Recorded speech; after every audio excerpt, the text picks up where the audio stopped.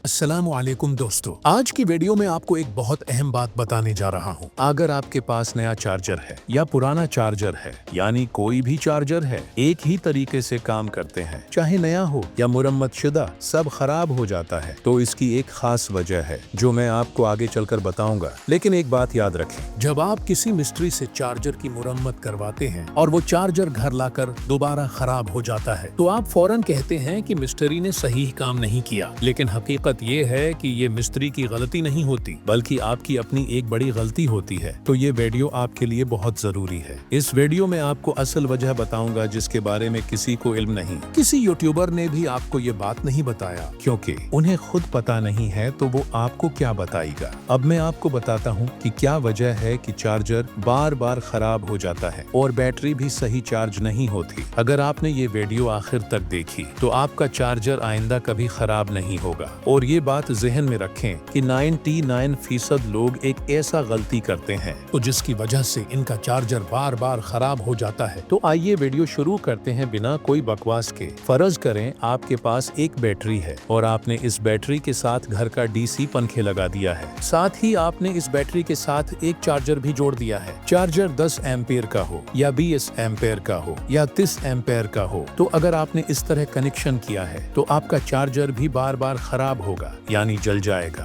तो इसकी वजह यह है कि आपने बैटरी के साथ पंखे लगा दिए हैं और चार्जर भी बैटरी से लगा दिया है और बिजली नहीं है। 1 घंटा गुजर गया, डीसी पंखे चल रहे हैं। अब आपकी बैटरी भी थोड़ी लो हो चुकी है। जैसे ही बिजली आती है तो पंखों की स्पीड तेज हो जाती है, यानी चार्जर पर डबल लोड आ जाता है। चार्जर अब आपकी बैटरी भी चार्ज कर रहा है और पंखे भी चला रहा है, तो आपकी बैटरी भी सही चार्ज नहीं होती और बैटरी भी लो है। तो चार्जर ये डबल लोड ज्यादा देर तक बर्दाश्त नहीं कर सकता। चार्जर 2 या 3 मिनट में गर्म होकर जल जाता है, यानी खराब हो जाता है। तो अगर आपने भी ऐसा कनेक्शन किया है तो आपका चार्जर भी खराब हो जाएगा। तरीका नंबर 1, अगर आप बैटरी से डीसी पंखे चला रहे हैं तो चलाते रहें, लेकिन जैसे ही बिजली आ जाए फौरन डीसी पंखा बंद कर दें। ऐसा करने से चार्जर पर सिर्फ बैटरी का लोड आएगा, पंखे का नहीं। इससे आपका चार्जर खराब नहीं होगा और बैटरी भी सही तरीके से चार्ज हो जाएगी। या अगर आप बार बार डीसी पंखे ऑन ऑफ नहीं कर सकते या आप सो गए हैं, तो जब बिजली आएगी तो डीसी पंखे को कौन बंद करेगा? तो फिर आप दूसरे तरीके पर अमल करें। तरीका नंबर 2,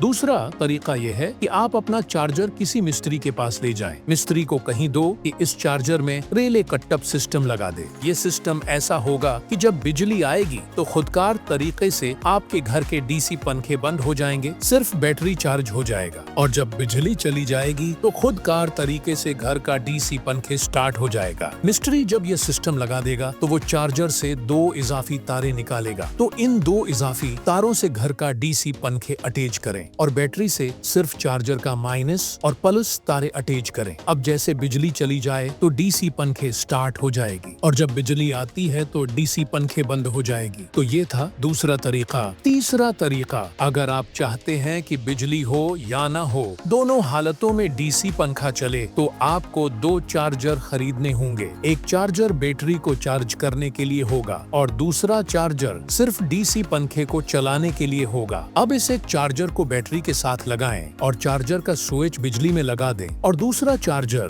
किसी मिस्त्री के पास ले जाएं और इसे कहीं ऐसा रिले सिस्टम बना दो कि जब बिजली हो तो डीसी पंखा इस चार्जर से चले और जब बिजली ना हो तो वही पंखे बैटरी से चल जाए। जब मिस्त्री इस चार्जर में रिले सिस्टम लगा देगा तो इससे 2 इजाफी तारे निकालेगा। इन तारों को आप अपने घर के डीसी पंखे से जोड़ दें और इस चार्जर का भी प्लस और माइनस बैटरी के साथ लगा दें और इसका स्विच बिजली में लगा दें। अब क्या होगा, जब बिजली होगी तो डीसी पंखा दूसरे चार्जर से चलेगा और पहला वाला चार्जर बैटरी को चार्ज करेगा और जब बिजली नहीं होगी तो डीसी पंखे खुदकार तरीके से बैटरी से चलना शुरू हो जाएगा। अगर ये वीडियो पसंद आई हो तो फौरन लाइक का बटन दबाएं। चैनल पर नए हैं तो सब्सक्राइब जरूर करें और बेल आइकॉन को लाजिमी दबाएं ताकि जैसे ही मैं कोई नई वीडियो अपलोड करूं इसका नोटिफिकेशन आपको फौरन मिल जाए।